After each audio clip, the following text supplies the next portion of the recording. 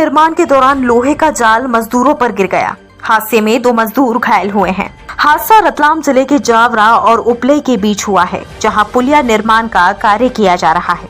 हादसे में लोहे के एंगल गिरने से 2 मजदूर घायल हुए हैं। घायल मजदूरों को जावरा चिकित्सालय ले गए, जबकि दूसरे की मौके पर ही मौत हो गई थी। मृतक और घायल मजदूर रिश्ते में चचेरे भाई थे। बताया जाता है कि लोहे का जाल बिछाया जा रहा था।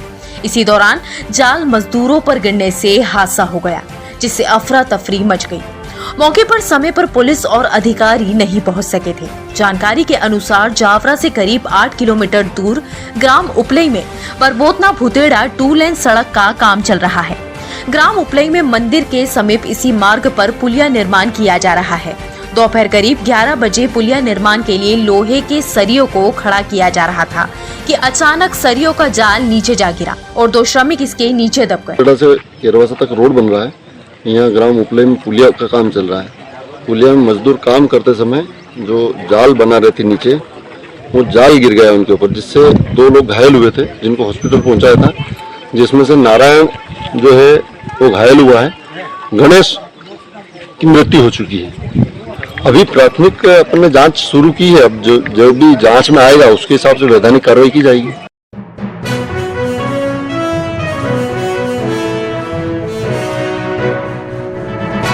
इस्लाम धर्मावलंबियों ने ईद उल अजहा का त्योहार कोरोना गाइडलाइन का पालन करते हुए मनाया। पर्व पर गाइडलाइन का पालन करते हुए किसी भी ईदगाह में ईद की नमाज अता नहीं की गई।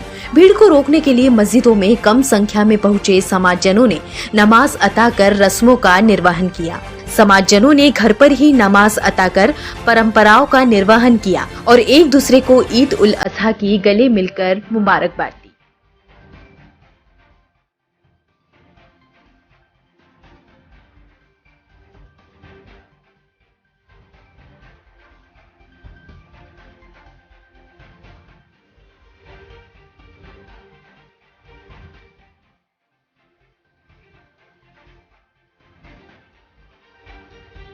समाजजनों ने मस्जिदों के बाहर और रहवासी क्षेत्रों में भी सोशल डिस्टेंसिंग का पालन किया। शहर काजी सैयद आसिफ अली ने AN टाइम्स को बताया, ईद उल जुहा का जो आज पर्व है, ये परंपरागत तरीके से मनाया गया, लेकिन कोरोना की गाइडलाइन ने जो शासन ने दे रखी है, जारी कर रखी है, उसका पालन करते हुए ईदगाहों में दोनों जो लक्कड़ पीठा और अपने उकाला रोड पर हैं, दोनों में ईद की नमाज़ अदा नहीं की गई। और मस्जिदों में जो 50 आदमी की गाइडलाइन थी, उसमें 50 आदमी भी नहीं रहे और तकरीबन 20 से 25 लोग, 30 लोगों ने, 40 लोगों ने कहीं पर ईद की नमाज़ अदा की। ये साल जो है ईद उल फित्र भी जिस तरह से कोरोना गाइडलाइन में मनी थी, उसी तरह से समाजजनों ने संयम बरतते हुए और प्रशासन को सहयोग करते हुए और इस कोरोना महामारी से बचाव में जो भी प्रयास कर सकते थे, उस प्रयास को रखते हुए ईद का पर्व मनाया है।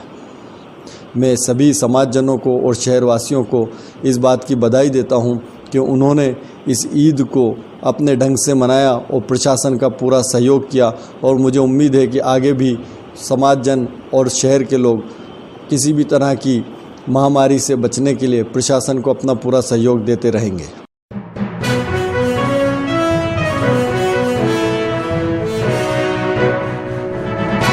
जय आदिवासी जागरण मंच ने जमीन बचाओ आंदोलन के तहत सैलाना में महल चौराहे पर सैलाना नगर परिषद के खिलाफ विरोध प्रदर्शन किया। मंच ने चल रहे निर्माण कार्य पर भी अपनी आपत्ति दर्ज करवाई और सैलाना तहसीलदार को ज्ञापन सौंपा गया।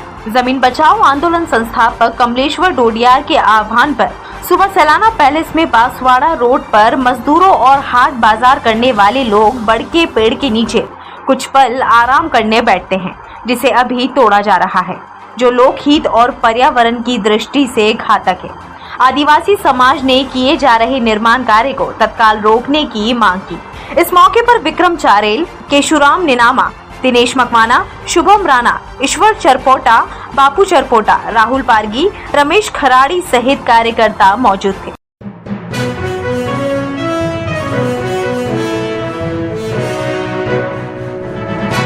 4 दिन बाद श्रावण मास की शुरुआत होने जा रही है। मंदिरों में धार्मिक आयोजन की शुरुआत भी हो गई है। देवशयनी एकादशी पर प्राचीन अमृत सागर स्थित भगवान श्री गढ़ कैलाश मंदिर पर महिला मंडल द्वारा भजन संध्या का आयोजन किया गया। भजन गायिका उषा कश्यप ने भजनों की प्रस्तुतियां दी। हरि के भजनों पर महिलाओं ने भाव विभोर होकर नृत्य किया।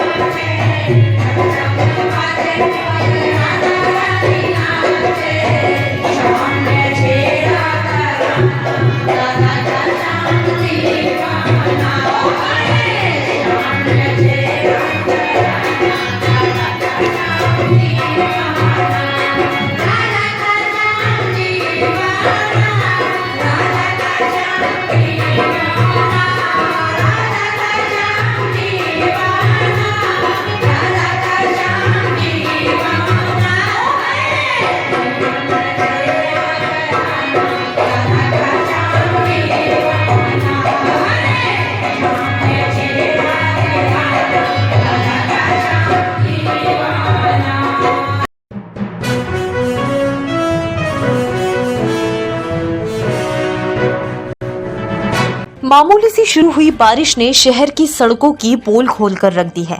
प्रमुख सड़कें हो या रहवासी क्षेत्र, हर सड़क पर गड्ढों के जख्म हादसों को न्योता दे रहे हैं।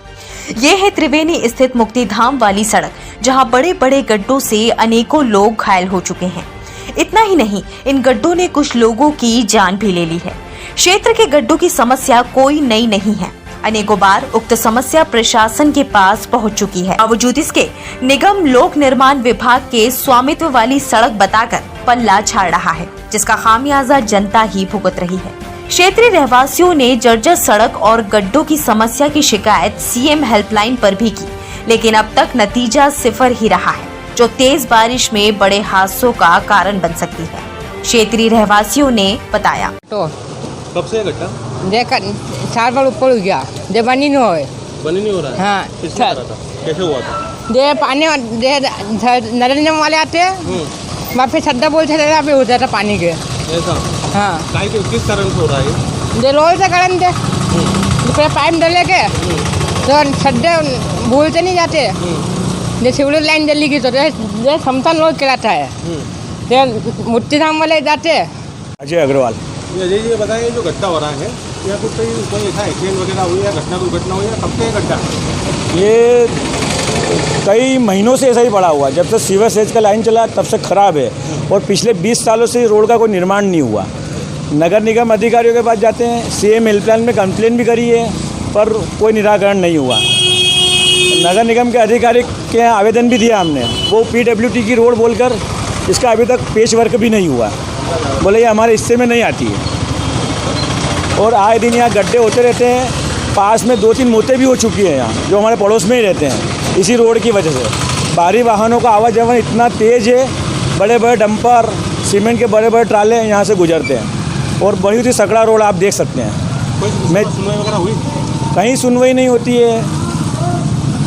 विधायक जी को सबको हमने लेटर भी पहुँचा दिया, पर कहीं तक कुछ भी सुनवाई नहीं हुई है।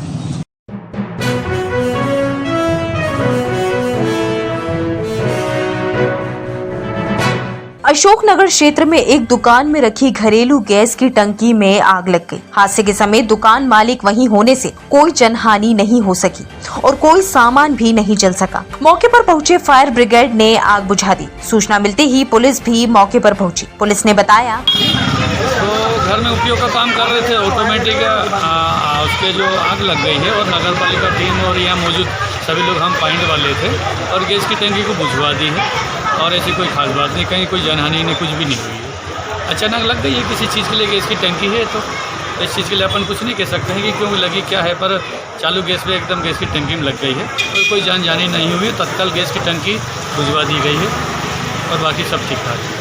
और दुकान भी बंद करवा दी और गैस की टंकी हमने भिजवा दी है। सर काय की दुकान है क्या? ये इनका पर्सनल दुकान है, सामान वामान रखने के लिए, फर्नीचर वगैरह बनाने का।